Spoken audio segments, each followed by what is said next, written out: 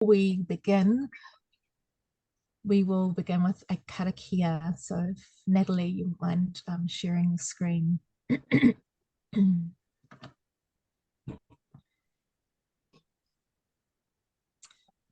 Me karakia a tātou.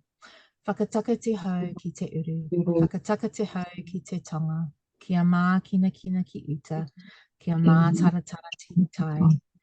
E hiaki ana te atukura, he tio, he huka, he huka, he hauhu, hauhu, ki hei mauri ora. Great. So welcome. The way that today is going to work is we're going to have a little bit, I'm going to introduce a little bit of the kaupapa of child-rich communities and how it relates to community-led development. I'll briefly introduce our speakers who will then have approximately sort of 10 minutes to talk about the mahi that they do and how it is part of this particular session today, which is all about place matters in regards to children and young people thriving.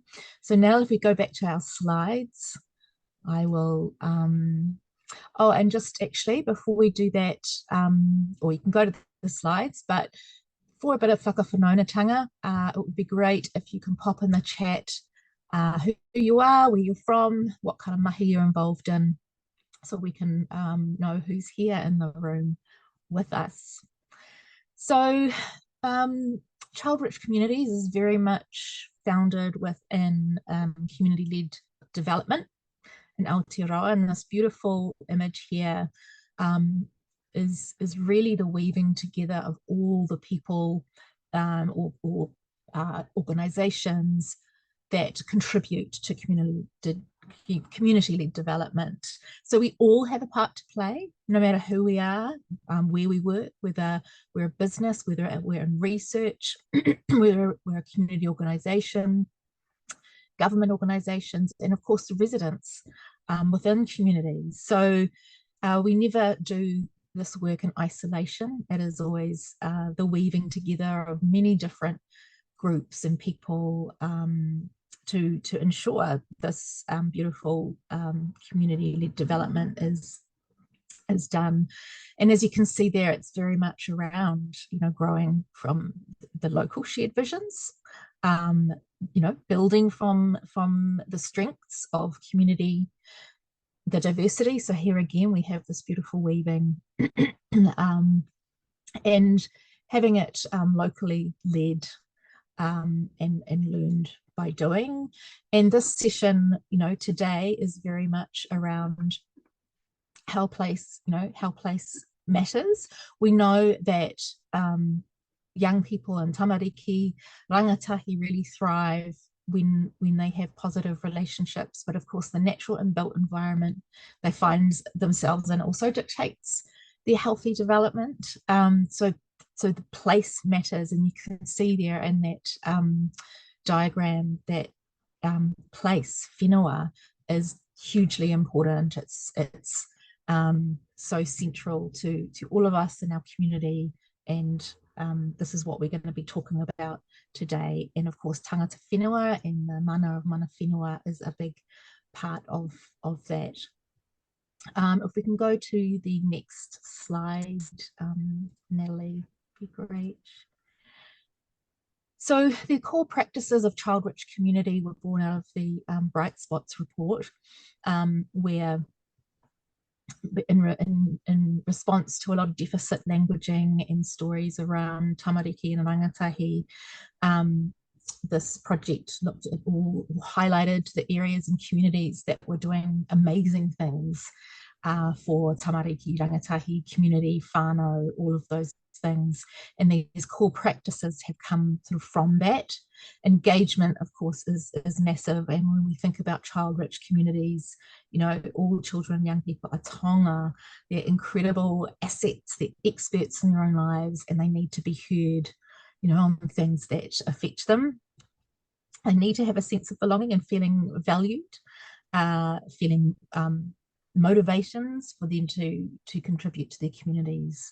So engagement involves working inclusively and without judgment, proactively with our young people and children, their whānau and wider communities. This could be in conversations and co-design, having them central to decision-making opportunities, all of those ways to engage our tamariki and rangatahi. Empowerment. So, you know, going beyond sort of the traditional social service delivery that, you know, sort of we do to young people, rather than walk alongside and have them empowered to ignite their own dreams and visions of the world that they want to live in, and helping young people to feel confident to participate and lead. And we're going to hear from some wonderful rangatahi today who are very much leading and participating in their community, which is awesome. Connection is really, really important, of course, too. You know, building on the positives first, welcoming, inclusive, manaakitanga. Start from where local families and the community are at.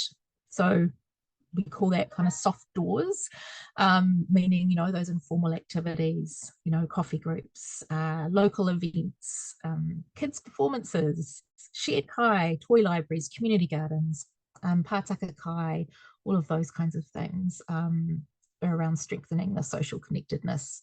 So building those relationships is so, so key. Next slide. Thanks, Natalie. Collaboration. So again, going back to that weaving diagram, you know, that it's so important that we don't work in isolation, that we work collaboratively with multiple stakeholders, and that's going to maximize the energy and the impact and the resources and all of those things that move us forward. And of course, making sure tamariki, local whānau, community leaders and local businesses are all authentically involved and supported to participate is really, again, an important part of the child-rich communities core practice. It's got to be relationship focused. So absolutely, the manaakitanga we talked about with the previous one, which was connection. You know, this ties into relationships, the importance of strong, respectful, reciprocal, long-term relationships with young people, with tamariki, with families, whānau, and the wider community. Essential, that time for whakawhanaungatanga as much as we can, getting to know others, trusting meaningful relationships. And then responsive. So yeah, being willing to change and adapt. So we're not going to get everything right. And in fact, we'll often get things wrong, like being adapt to change, direction, to pivot, to do things in different ways, being responsive to the acting on the, you know, the community insights, you know, the feedback, and take a learning by doing approach is really central, and very central again to the community-led development mahi as well, and thinking and working holistically. So, you know, if families and whānau are well, their children are more likely to be well. If our whānau families and children are all well, so will our communities. So if we're focusing on child well-being, and if that is about joining out the diverse social, economic, cultural, environmental lenses, then young people, we don't need to think in boxes and communities. It's about getting creative, looking to see how we can enable multiple outcomes. Yeah, so this could be through taking a two-generation approach to grow the achievement of helping parents into training jobs, improving health outcomes, community connectedness, local, that can look like so many different things. So that is a very quick rundown of child-rich communities, how it is embedded within community-led development. And of course, you can go to the Inspiring Communities website, as also the Child-Rich Communities website for where this information is there, and you can read more fully into this. So I'm going to introduce our three speakers. So these online kōrero are a really wonderful opportunity to hear the kind of mahi that is out there being done in communities by people and to really celebrate this. And we've got three fantastic speakers who I'll pass over to you shortly, who'll introduce themselves more fully. But our first is Dietrich Soakai with the Shirley Village project. And I understand Dietrich has been there not for a huge amount of time, but has been working in the youth development sector for a long time. So we'll have some wonderful insights to share. We also have Nevaeh, Tawhi-Marsters, who is a part of the Otara Youth Hub and is going to share some amazing things that they are doing. And our other speaker, our last speaker, Ihapera, Martin Waru, is also with the Otara Youth Hub and will talk about their mahi as well. So if we stop sharing there, Natalie, I think Dietrich will give you some time. I know Dietrich has got some slides of your own, and so you need to kind of share your screen. But yeah, just, you know, our speakers to share the project or the mahi that they do. If you can, you know, a little bit about how these projects come about, how they develop, and how they maybe relate to some of the practices, those core practices that I've just gone over, and what makes your mahi and your projects child and youth rich, and what have been the benefits to children and young people as well. So I will pass over to Dietrich. Thank you. Morena tātou, malo e tamau e pongi ni. Yeah, ko Dietrich toku ingoa, no Aranui Ahau. The Shirley Village project toku mahi. Yeah, good morning everyone. My name is Dietrich Soakai. I am just going to start my timer because I do like to go on a bit of a run. So, you know, a bit of restraint is a good thing. Cool. So, I am the youth engagement activator for Shirley Village Project. I've been at Shirley Village Project since June, so here for a good time, not a long time. And so that, you know, as far as my role, it's something that yeah, has been really just established since June. But this kōrero, I wanted to sort of give some background because the Shirley Village project has sort of created all the momentum for me to begin doing my stuff. So I attempt to share my screen and we will see how that goes. Yeah. Oh, that is going to share, yes. Oh. Please begin.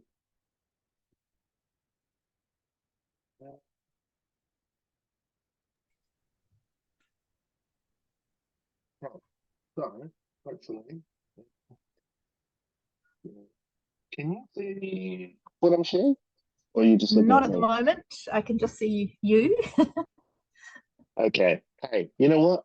You don't need to see my slides. I'll send it to you via email and you can look at all my pretty pictures afterwards. Yeah, cool.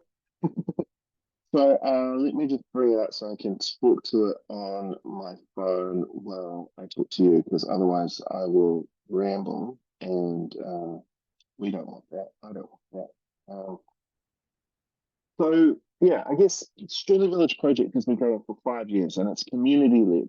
I'm a newbie to this whole sort of community led thing. I thought community development and community led development were the same thing. They're not. Community-led development has been an absolute game changer for me. And Shirley Village Project has been going for 5 years. And they started off by doing like a bit of a survey they did like a mail drop across the entire Shirley area. Now, for those who don't know Shirley, actually, I should start with that. Shirley is situated in Ōtautahi, Christchurch, South Island, not England, because that's what I thought when I heard the name Shirley. Shirley is a particularly cool little spot, and it's cool for me because it reminds me of where I come from, which is South Auckland.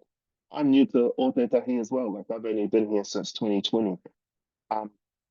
And one of the cool things about Shirley is it kind of feels like parts of South Auckland from where I grew up. And the thing with Shirley, it's not a big area. It's sort of a, yeah, I guess making hand gestures doesn't give you an idea of size. But in the slides that I'll send you, you'll get an idea of what I'm talking about. Something like 70, just over 70% of the housing within the Shirley area are triangle order housing. So it's one of the most highest triangle order homes, like dense areas in Christchurch, to be safe, possibly in the country as well.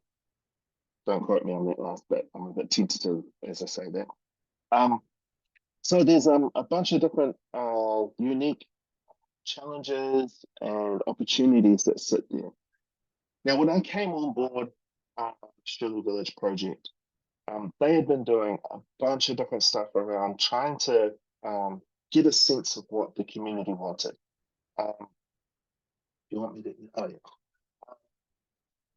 So what they did was, like I said, they'd done like a mail out, like a of all the houses in Shirley, and kind of asking them, like, oh, what are the things you want to, you know, to make Shirley more, like, improve Shirley, whatever that means. And one of the things that really stood out to me was they wanted to, like, the community, one of the things the community wanted was for graffiti to be a non-existing thing. Now, again, context, Shirley, from what I'm told, was like mad graffiti, like all over the place. And the residents weren't happy with it.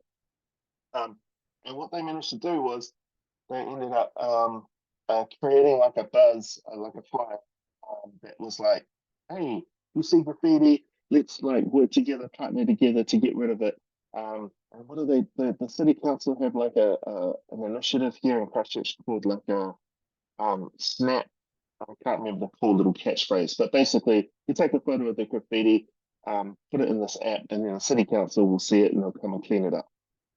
Within the space of, I think, like 2 years, the community got behind this initiative so much to the point that Shirley is now like completely graffiti free. And it's been that way for 3 years, which is crazy. Like, you kind of think that's impossible. But I say that story because it was something that really stood out to me, and I think it's so important that my community surely could see that, hey, if we like all band together and we buy into this and we do this, we can make like things that we thought, oh no, but that's just Shirley, that's the way it'll always be, that we can actually make some change. The other thing that, and now coming to more sort of youth, more child and youth specific things, one of the things that the community wanted was for the basketball courts to get sort of, you know, get some love because they were looking tired and worn. There was like, it was losing the paint, the lines on the basketball courts, the boards were all busted and leaves were all over the show. And what we ended up doing was, oh, I say we, but I wasn't even working for Shirley back then. They asked me, whatever, they managed to band together like a community working bee. The rangatahi, tamariki were involved in repainting the lines, putting up a new backboard, and just sort of slowly and surely beautifying the place and making it a place that our tamariki and the rangatahi actually want to play on. Now, that happened in 2022, I believe. And then this year, now I can start talking about stuff that I've actually up to. We put on a 3-on-3 basketball tournament because the rangatahi were like, we're bored, like, you know, it's cool, we've got these courts, but like, you know, so we put on like a 3-on-3 basketball comp, and that was just in the last holidays. Again, just imagine some cool pictures of kids playing basketball. We had like DJ there from the community was spinning some tunes. We had some free haircuts. And we had like loom bands. I don't know if you all have ever heard of loom bands, but the kids were really into them. So we like just bought a whole bunch of them and put a table out in the field, and the kids just went ham. They just started like making heaps of loom bands and stuff. And yeah, the sausage sizzle, you know, the whole thing. And there were heaps of kids that showed up, like heaps. It was me. And it was just really safe, and it was cool. I think our youth worker, who also works alongside me, she works for the Shirley Community Trust. She was a bit gutted because they were just like, she's like, oh, no, this is a cool event, but there are just lots of little kids and like maybe only like 40 or 50 teenagers. For me, I'm like, bro, that's solid. I'm excited about the fact that there's like whānau, like, you know, tamariki and parents, and it was a cool vibe. So let me just bring up this, the very thing I said I would do. Oh, 55 seconds left. How was it 10 minutes? It's all right, Dietrich. You can keep going. Yeah, cool. I'm just gonna reset my timer just to give me like an extra 2 minutes if that's cool. Yes, and that was cool.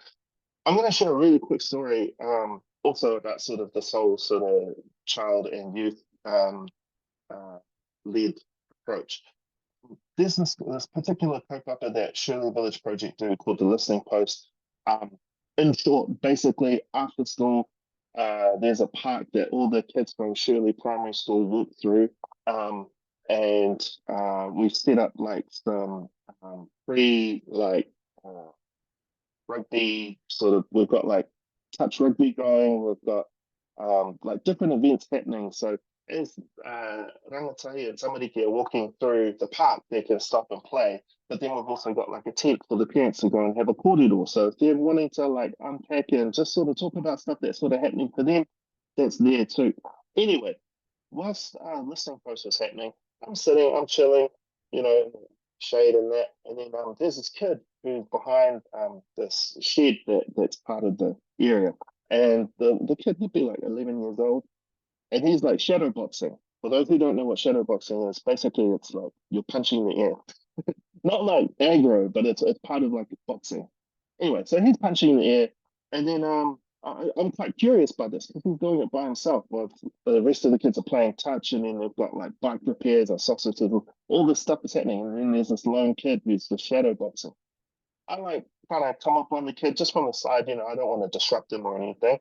And then I'm curious because he's been doing it for like, at this point, like 5-10 minutes. And he's just like practicing, you know, throwing 1-2s, like left and a straight, left and a straight. So then anyway, I pull up alongside him and I'm like, dude, what are you up to? You all good? And he's like, oh, yeah, I'm just practicing. I was like, oh, you don't want to play rugby? He's like, no, I'm just practicing what, and mentions this other dad in the community. He showed me how to box. I was like, oh, is that something you want to do? He's like, oh yeah, I want to learn how to box because like it just helps me. And he had all this papado around. What I heard that as is emotional regulation, discipline. Yeah. Anyway, what then transpired is I was like, oh, I might bring some boxing gloves and my pads, and we could just like have a jam. So the following week I did. I brought my some gloves and some pads. He come through and he's like practicing his combos, and then next minute, like a whole gang of kids come through, and they're all like sort of practicing, like, oh, can I have a turn? And you know, so we're jamming on these boxing gloves and boxing pads. And then I kind of get a sense from the kids, they're like, they said that there's no like boxing gym in their area. So now what's happening is we're in conversations with the Billy Graham Youth Foundation based in Nainai, Wellington, to start up like the Shirley Boxing Academy, because that's what the kids are kind of wanting. And the other good thing about boxing is that it's all year round. Like it's not weather dependent. And so yeah, there's a bunch of other like kōrero and stories that I would have loved to share with you, and you'd marvel at my awesome pictures. But don't you despair, because I'll get those to you, and you can just rewind this Kōrero and look at all the slides and look at all the slides I missed. And be like, oh, that's curious. He didn't mention that or that or that. But yeah, that's basically me at Te Whānau. It's been awesome working in the Shuli community. The young people are the experts when it comes to knowing what the issues are for them. I'd also believe they are the experts in finding solutions for those challenges that they're going through. Case in point, that small story about boxing with my little young fella. Yeah, that's me. Sure, e te whānau. Kia ora, Dietrich. Wow, just wow. Yeah, what incredible work going on. Community, what an incredible community coming together. Like, just, yeah, such a beautiful example of those community-led, core practices there. And yeah, I want to visit. I've never been. Honestly, come visit Shuli. I'm not even playing. Come visit Shuli if you're ever in Ōtautahi, and you'll see what I'm talking about. They've got like a community cafe. They've got the listening post on Mondays. They've got a firewood thing. They've got so many things that are by the community, for the community. And of course I'm going to sing about how amazing they are. But hey, nothing better than you coming down to Ōtautahi, seeing it for yourself, and yeah, that'd be good.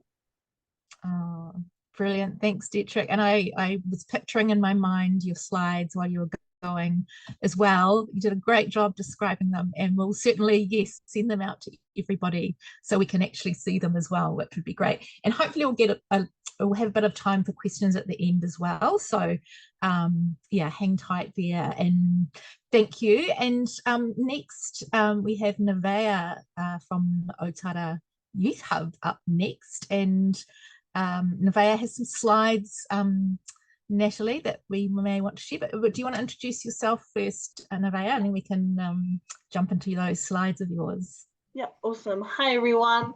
My name is Nevaeh Tawhi-Marsters. I'm 18 years old. I finished up at Tangaro College last year. Has it been a year? Last year. I finished last year. I work at the Otara Youth Hub. I'm one of the program coordinators. And yeah, I'm happy to share my journey with the Community Builders NZ Trust. And also, if I'm looking down, I'm looking at my phone. I'm not trying to snub everyone. Good.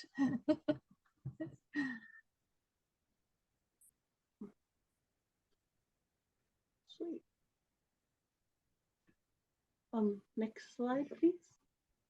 Yeah, if you keep going, there we go. Yeah. Yeah, so today I'll be sharing my journey with the Community Builders NZ Trust. So that's the CBNZ.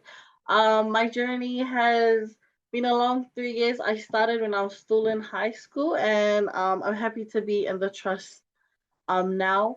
The Community Builders NZ Trust, they umbrella a lot of community-led and youth-led initiatives within our community of Otara. So if you don't know where Otara is, it's the heart of South Auckland. That's how we describe it. It's right there in South Auckland. You hear a lot of different narratives, but I love my community. I'm from Otara. Yeah, next slide, please. Okay, just my introduction. I'm Nevaeh Tawhi-Marsters. I'm 18 years old. I'm Cook Island Māori. I'm the eldest child of 4 siblings. There's 4 of us. I went to Tangaro College. I started at CBNZ in April, end of April, start of May, so less than a year. But I've been volunteering since 2021. Yeah. Next slide, please.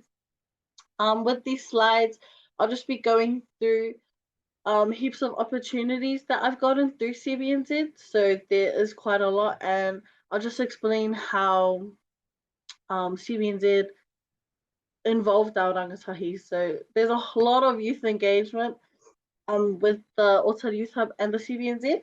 So yeah, so 2021 is when I started my journey with the OLA Squad. So the OLA Squad stands for the Otara Leadership Army, and that's how me and Ihapera met. So we met in 2021.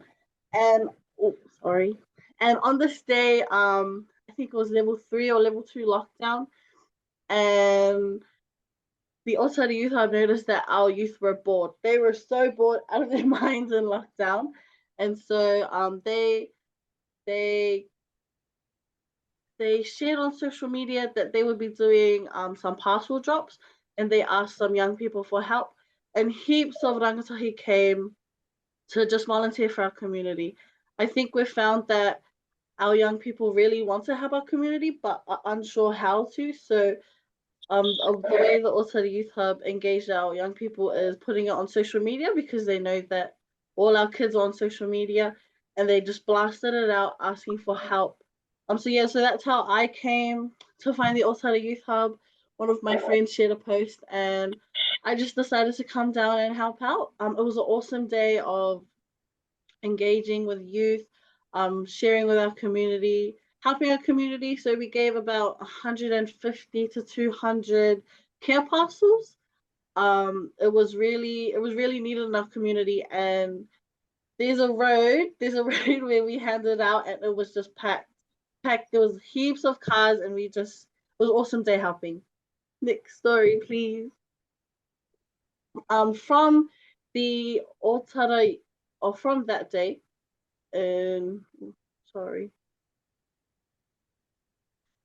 from that day, I joined the Otara Leadership Army, and there was many opportunities sprouting from that one day. So one of the opportunities was that last year I was fortunate enough to attend the Dubai World Expo. So there was 15 of us that went, along with 4-5 chauffeurs. And this was an awesome opportunity because we got to take our young people out of Otara, and we got to show them to the world. So a slogan at the Otara Youth Hub is Otara to the world.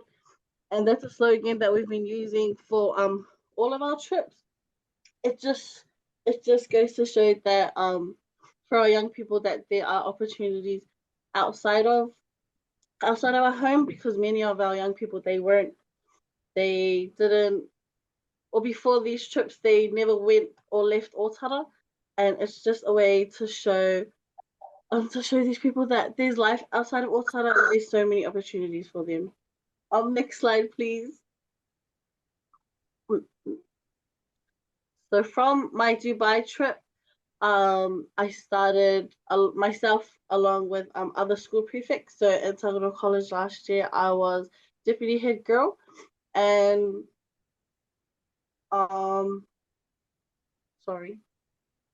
I was a prefect, and during last year, the beginning of last year, we had a series of fights within our schools. So if you don't know, Tawhi College and Sir Edmund Hillary Collegiate are two of our mainstream schools in Otara. And before I was born, we've had this, between these two schools, there's always been beef. So there's always been fights happening throughout my whole life. My whole life I knew about it. Everyone in our community knows about it. So like, if you went to Tawhi College, you couldn't go to Sir Ed. If you went to Sir Ed, you couldn't go to Tawhi College. It was just mixed beef for our whole lives. And during 2022, the beginning of our year, it was getting really bad. So we had cops come to our school, cops go to Sir Ed, heaps of fights, and it was just not the tahi. So the way that we decided to combat this was that I contacted some prefects from Sir Edmund Hillary Collegiate, and we decided to get together and discuss these issues. So we got together last year in May, and that was the first time our two school prefects have met in over 20 years. So that was a big step in changing our community. We found that all of our community, or mostly our young people, really wanted to change the narrative of our community, but again, they didn't have the resources to. So I pitched this idea to the Community Builders NZ Trust, and they trusted my vision, they trusted our vision, and we excelled in this collective. So I'll just go over the name. Our name is Code 444. So the 4444 comes from our highway sign. So if you come on State Highway 1 and you're entering Otara, you come on exit 444. So that's where we got 444 from. And our whole narrative was that was that we're entering kind of new ways of living, and we're exiting the old ways. So we're kind of trying to change our community. So that's the whole story behind our name. Through Code 444, the way we kind of combated the fighting was to engage our young people. So we held lunchtime activations, we did dance battles, we listened to what they wanted, and we did games during lunchtime. It was a really awesome initiative, and as well as that, we also got to travel to Wellington, and we went to the Festival for the Future, and it was just a way to get some of our core leaders from Code 444 to see what life is like in a politics scene, because I know many of us are unfamiliar with politics, or we kind of just sweep it under the rug and we don't really mind it. But we took them and put them into these spaces so that they could see what it was like, and it was really cool to see that there were many of us interested in politics through just seeing it. That's, yeah. Next slide, please. Yes, so this is a connection to politics coming this year. So this year I ran for the Otara Papatoetoe local board alongside the Otara Youth Hub and the Community Builders NZ Trust. A little bit of backstory. Last year, 2 of our prefects from Code 444, they actually ran, so they were the first in the Otara history to run. The youngest, I believe, they were both 18. They unfortunately didn't get in, but I think it opened doors for rangatahi, because it was the first time these young people took themselves out of their comfort zone and put themselves up for politics, and it was the first time we kind of seen it. So before then, there was little to no youth engagement in the voting scene for our community, and then after our 2 friends ran, you could see the boost just by our rangatahi asking questions. They'll be like, what are they doing? Why are their faces there? They started paying more attention to it because these young people look like them, they were young like them, and I think that's how they gained interest. So yeah, so this year I ran. I didn't get in as well, but again, it was an awesome opportunity. It was just a really cool way to voice my opinion. So I ran so that I could engage our rangatahi, so that I could be the voice, I guess, to voice issues in our community. That's really why I wanted to run, and I really wanted to have our youth representation on the Otara Papatoetoe local board. So our local board, I think the youngest person is late 20s, early 30s, and I really wanted there to be a young person in the space, because our young people, they excel in these spaces if they're given the opportunity. And I knew that if we got a seat in the local board, it would have done wonders for our community. Not that our board is rubbish now, they're so great, but I really wanted some youth voice. But yeah, next slide, please. From this opportunity sparked another opportunity. So at the Otara Youth Hub, there's opportunities on opportunities on opportunities. And I think it goes to show that if you really listen to our young people, they'll tell you what they love. And the Otara Youth Hub just they're so great at listening to our rangatahi and then just rolling with it. So this is the NASA Advanced Space Camp 2023.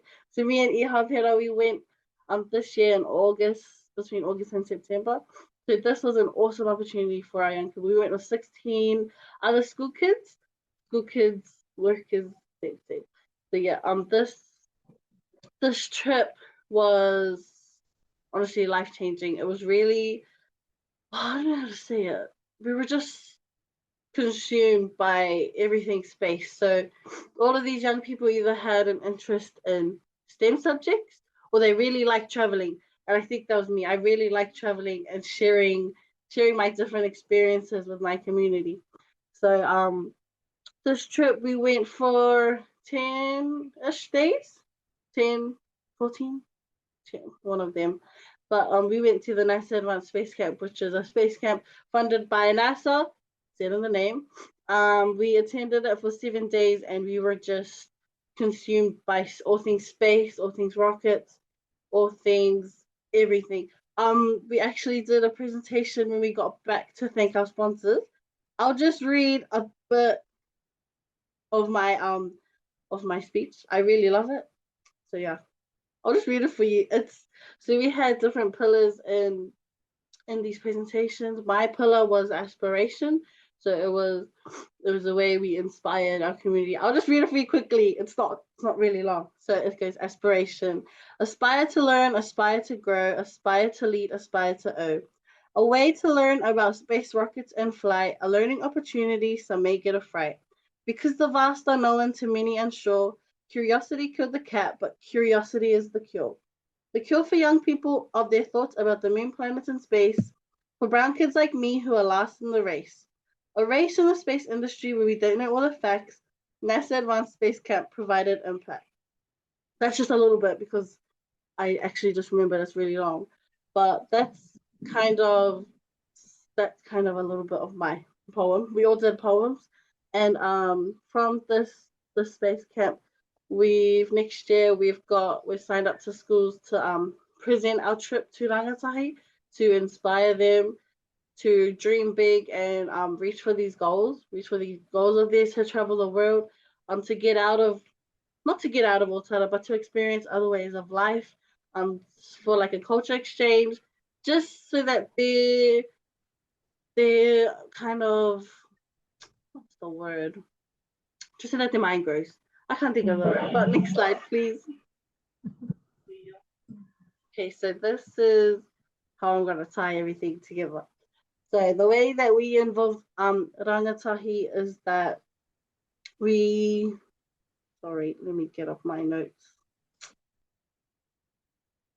Yeah, so the way that we involved our rangatahi was, one, listening to them. So when I was still in college, I felt like my voice was really heard, because when I voiced my opinions, the Otara Youth Hub would roll with my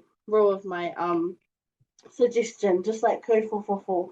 So I think that's how they involved rangatahi. We really listened to them. We really listened to them and made their voices be heard. And through that, we also gained connections from them. So them trusting us, we kind of had this one-on-one relationship. So that way, if issues were to arise, it would be easy for us to shut them down, because we already had that relationship. That relationship was already established. And I think that's how we involved our rangatahi. Another way we involved them was with incentives. So we took them out to movies.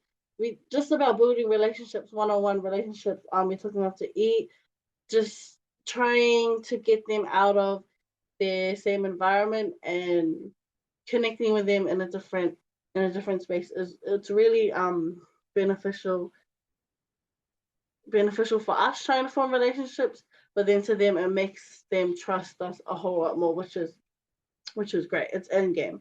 What makes CBNZ Rangatahi rich? So I believe that it's the opportunities that CBNZ present to our young people. So with all of these trips, there's always been, it's always been deeper than the trip. So the Dubai trip was about so we went to the World Expo, and it was about getting them to see the world, see how the world works. And it's a whole lot deeper than just going to Dubai, going for a free trip. So everyone, people always thought that we just went on trips, that we didn't do any work, but we always found a way to make it work and bring it back to our home. With our NASA trip, again, we gave the opportunity to our young people, and they just rolled with it. They were so good at it. I think it's presenting opportunities to rangatahi and just blasting it out on social media. Again, with the social media works, guys. The benefits to our young people and community, we found that our community and our young people are more engaged. So before, it used to be kind of boring and our young people would get into some trouble. But after forming relationships and listening to their voices, we found that it's kind of decreased. There's still some ministers in our community, but what can you do? We're still trying to build those relationships with them to bring them down, and we're trying to have a positive impact by these relationships. Yeah, I feel like I'm just repeating my words, but is there anything else? Next slide. Yeah, no, I think it was the last slide. Yeah, Ray. that Thank was you, me, guys. Again, amazing kōrero that really embodies how that mahi, that kaupapa is so rangatahi rich and led, and the importance of those relationships and the collaborations, and wow, again, you did go over time, but being rangatahi rich, I think your voice is so valued in this space and should be valued everywhere. And I love that rangatahi are standing for government, and keep going, because you'll get there. And perhaps with your poem too on aspiration, whether or not you'd want to share that, we can email that out perhaps if you'd like, if you'd be happy with that, but we can communicate with that after. But thank you, Nevaeh, that was amazing to hear. Ihapera is doing a little dance, and they must be so excited that they're up next, I can see. So Ihapera, if you we'll pass the rākau over to you. Kia rai te whānau, ko Ihapera mātamari tōku ingoa. He uri tēnei no ngā puhi, and I'm 17 years old. My current position with CBNZ, my project is doing pātaka kai. And basically that's a community-led project, and it's if you ever seen them, it's those open street pantries that are, oh, I see myself, that are on the streets. And it's also, I guess what's good about those is because, you know, we know about a lot of food parcels, Salvation Army areas, right? But you know, in order to get you a food parcel, you would have to put yourself in an uncomfortable position and, you know, give out some detail and information. There's some people, and even your situation, exposing yourself, which seems to make our families a bit uncomfortable. And I guess that's one of the cool and lovely things about Pātaka Kai, is that it's accessible 24/7, and we go by a saying: take what you need and leave what you can. Sorry, I'm just going to go through my notes.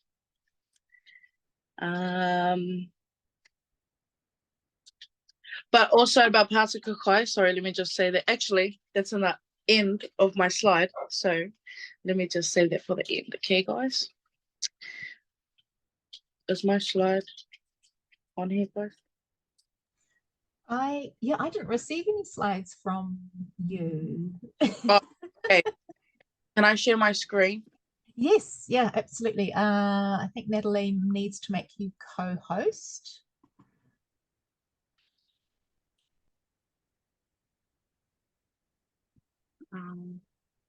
Do you have the share function down the bottom of the screen in green? Share screen. Oh yeah, okay. Yes, I do. Hey guys. Yeah, we can see it. Perfect. Hey, why is it? Okay.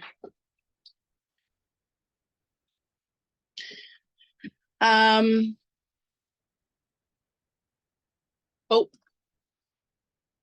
you just got the last part. Don't look at that, guys. Okay, so how my journey started with CBNZ. So there's the Community Builders NZ Trust, brought to you by your best of us right here.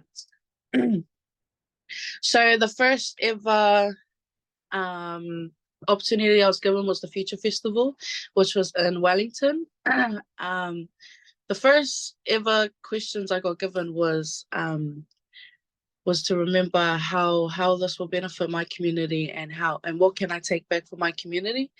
And you know, I was a bit, oh, how old was I back then? Like 16, 15, just turned 16. And I was really like, you know, the exposure was real.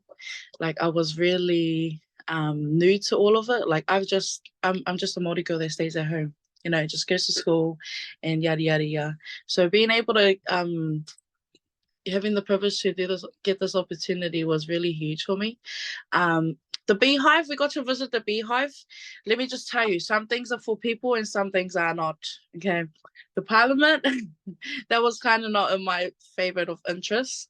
However, you can see in some of the photos that I got to network with some rangatahi, some other youth, and also get to hear some testimonies from other local organizations that are, you know, starting from the ground and lifting up. And to me, that was cool because what I got to see is people like me, people with a backstory like me, you know, I get to watch them, you know, and that for me was like really empowering and it was really inspiring for me. The next one, I'm not going to go too far into that one. Next one is Ako Culture Academy. So with Ako Culture Academy, that's Ahika.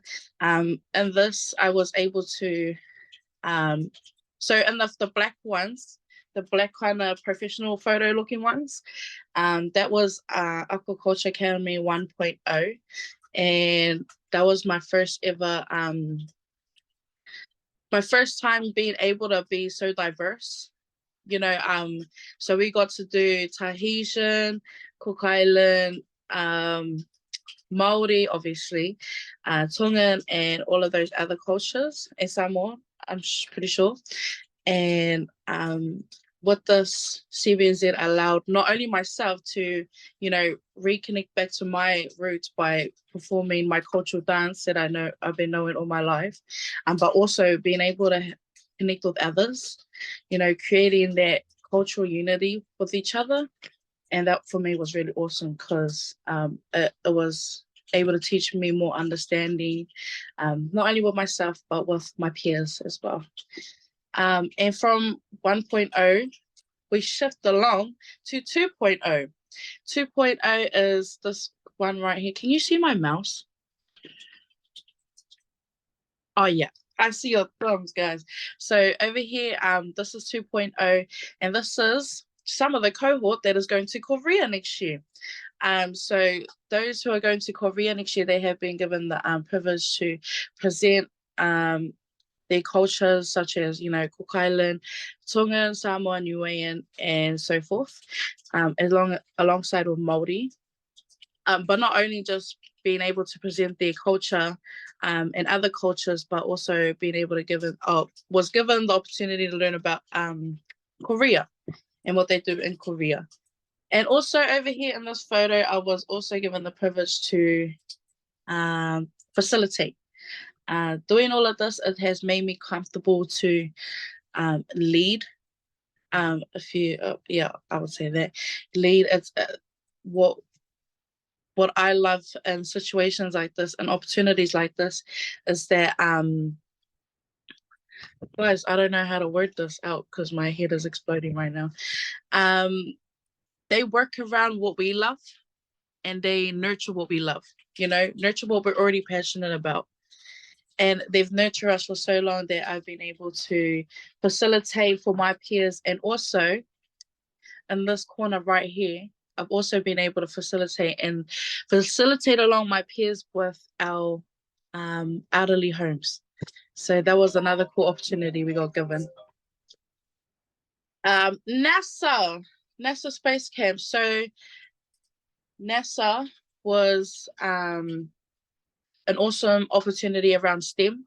So in Aotearoa, I've been in a few STEM programs, and the best way I can describe how different this opportunity was to every other opportunity I've been given is that instead of looking at the photos, we were the photos, you know?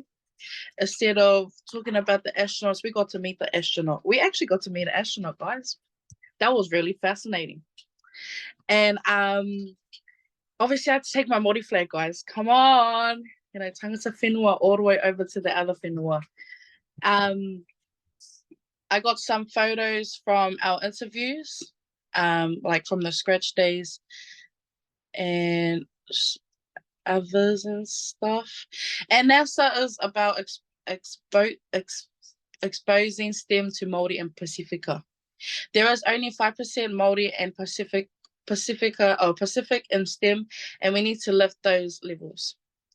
IT was about bringing STEM and learning in real world practical applications. So being able to do STEM, you know, little backstory, I dropped out of school. So after I dropped out of school, I thought my career was, or not career, but opportunities with STEM were no longer. But I guess the CBNZ has shown me otherwise.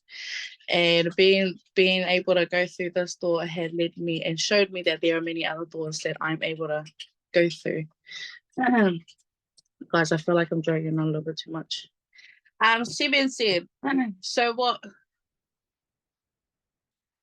Hold on, guys. Let me just look at my notes, guys.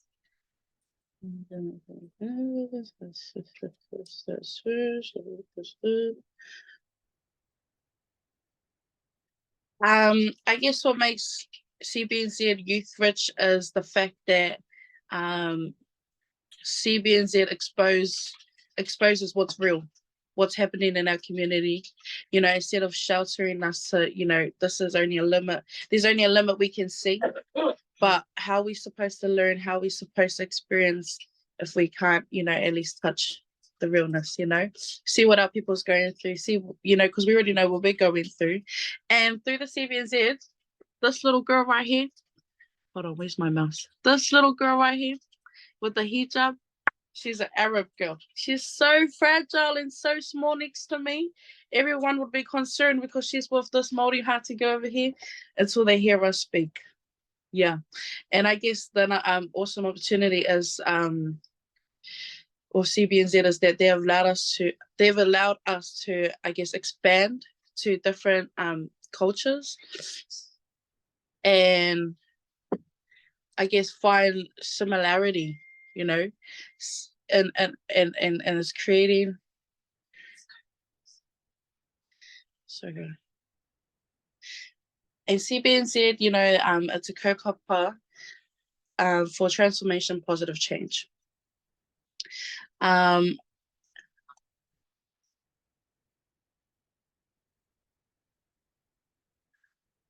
movement does this by working with locals to find solutions to bring the changes that are important to them.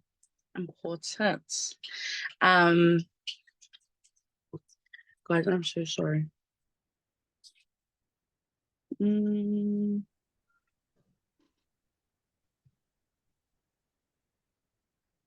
There was so much I want to say, guys. Oh yeah, this photo over here, whānau, this is me at Pātaka. I guess what's awesome about this is that, you know, because I'm a kaitiaki support worker and all the kaitiaki are, I guess,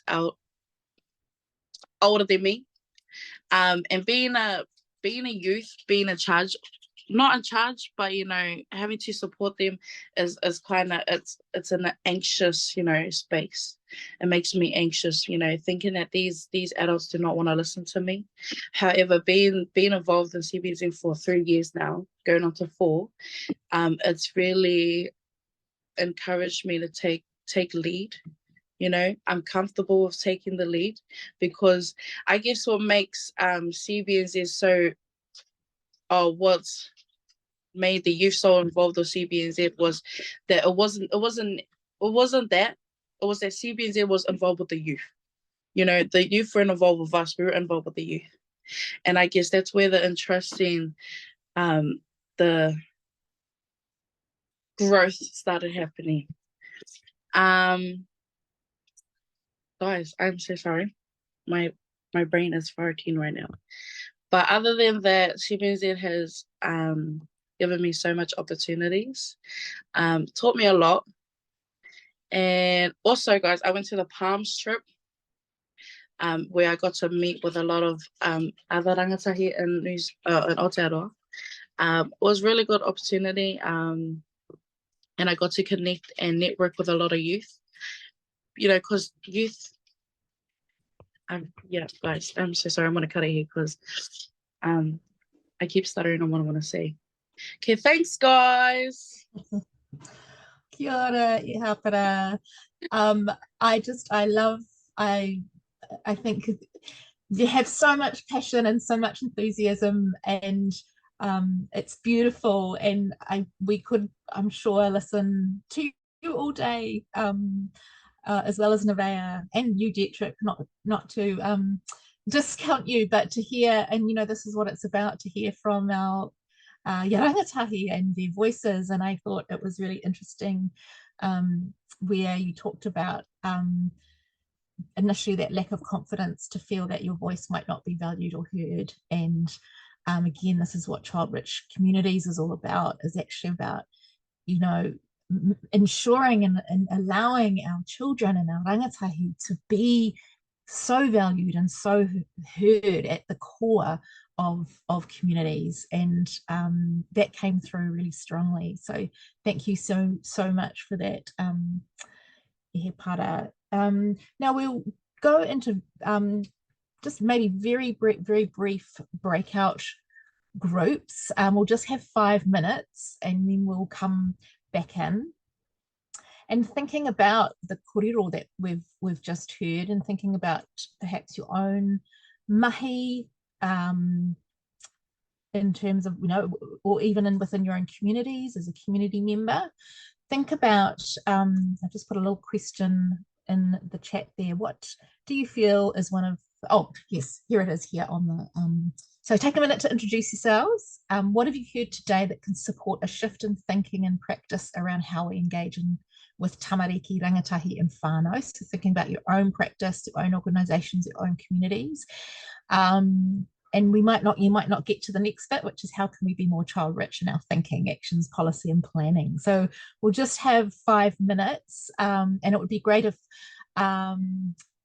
one person in the breakout room comes back, just who can just have maybe a very quick little summary of what was discussed in your group before we wrap up for the morning. So Natalie, I think you've got control of the breakout, so we'll see you in 5 minutes. Yeah, I know it's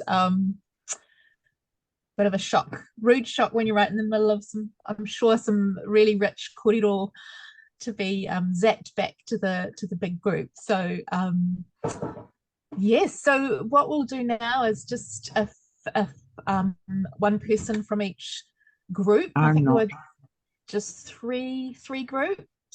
But just maybe to have a little reflection back of what was some of the sort of key aspect or a key reflection that came from your discussion.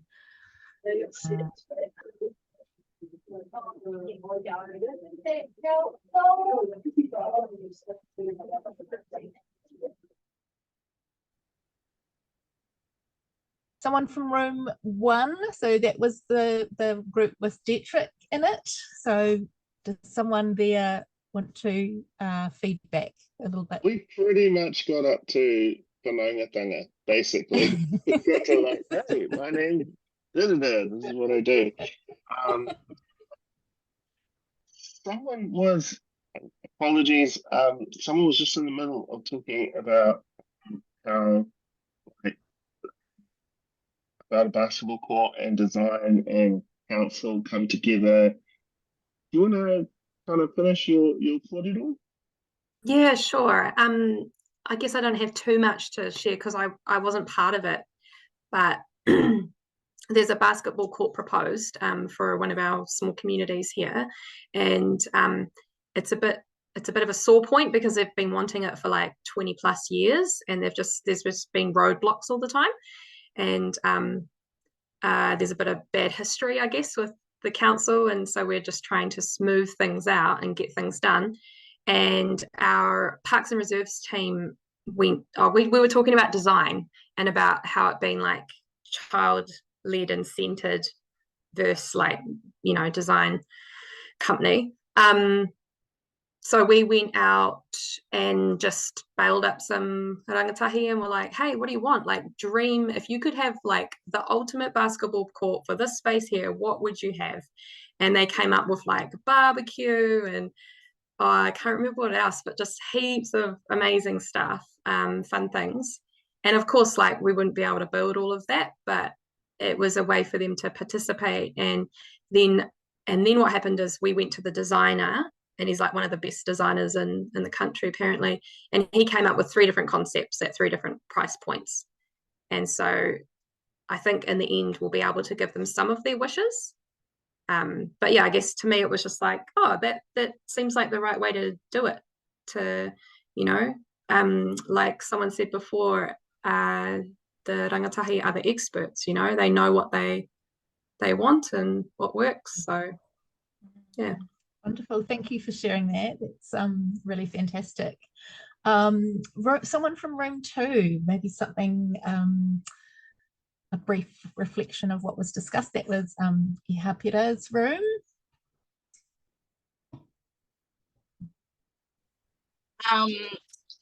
They were, so sorry, I forgot who I was talking with.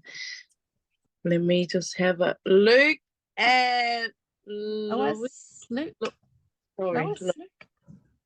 They were both just discussing on what they both do for mahi and around rangatahi, which was really awesome to hear about. Just the final, I guess, kōrero around CBNZ, that it's, you know, it's not a program or initiative, it's a kaupapa. It's a movement for positive change in our communities, and the way we do it is that by nurturing and supporting the dreams and moemoeā of local residents, and supporting them to achieve those dreams and changes they want to see for themselves, their family, and our community. As you can see under the trust, some of these ideas came to life, being Pātaka Kai, the Otara Kai Village, the Otara Bike Rev, the Otara Youth Hub, the Otara Marakai, all the placemaking events that happen through the year and more. They really support and encourage us, especially as youth, to lead, and they do that by trusting us, providing us spaces to meet and discuss our ideas, then supporting us with the resources to execute them, and allowing us to learn through those pursuits. Ngā mihi. Ihapera, that was awesome, thank you. And just any comment from room 3, Nevaeh's group, Lizzie, Lynn? We talked about how cool it was to have relationships with our young people. Talked about how we did it. Yeah, that was basically it. Just the relationships with the rangatahi. Yeah, can I jump in, because I was just getting to some stuff, and I actually wanted to really put this across. And only because we've been doing a lot of mahi ourselves here in Kōrero, and we have a rupu of young people, and I think like the best way we need to support young people going forward is to always acknowledge that they are the experts, you know, and sometimes as adults we come in and we take from young people, and it's really important that we give back, whether it's training opportunities, workshop opportunities, the growth opportunities, so that they get to really grow and you know, go forward in their walk, and don't just take for granted, oh, we need a youth voice and we'll just grab them and get a youth voice. Like, we need to really respect that space that our young people are in, and remember that they are, when we're working together like that, we're colleagues together. It's not like you're a young person and I'm an adult. And I think that's something a lot of people don't realise. You know, even I talk about our city councils, whatever, they just think they'll come in and take from our youth. And I'm not trying to say that. We need to push back and say, no, you pay or you give koha for their expertise, so that they can grow and feel value from adults around them. Thank you for sharing that, Lizzie. Yeah, I think it's adults just need to get out of the way. Pretty much, isn't it? That's right. Yeah. Well, that's been amazing kōrero. Now, Dietrich, Natalie has got your slides, and I'm just thinking we've only got a few minutes left, but even if we could maybe flash those slides up, Natalie, so we can at least look at them here, Dietrich. You might just want to talk super briefly to each of them, just so we can have a visual, and then we'll wrap up. Yeah, awesome. So if you just scroll to the high five thingy, that's kind of, this is all the stuff that informs what we do.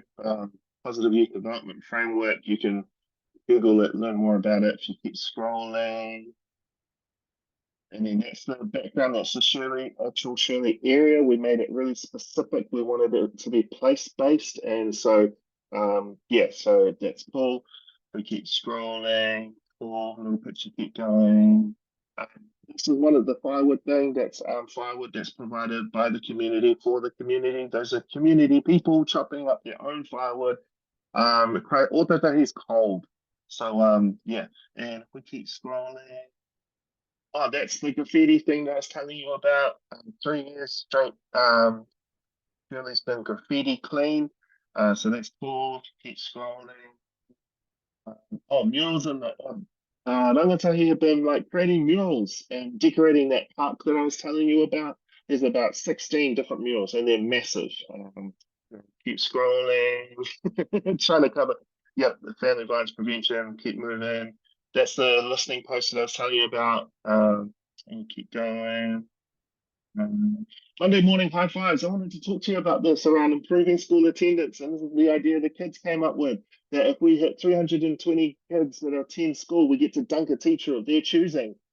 So that was, and that's Steve, who's the founder of Shirley Village Project, setting up the dunking machine. If we keep scrolling, because we wanted to celebrate kids who attend school rather than always focusing on the kids that aren't. Not to say that they shouldn't be focused on, but we wanted to celebrate the kids that are making it to school. If we keep scrolling, we've got like soccer players, ambulance people, fire engine people.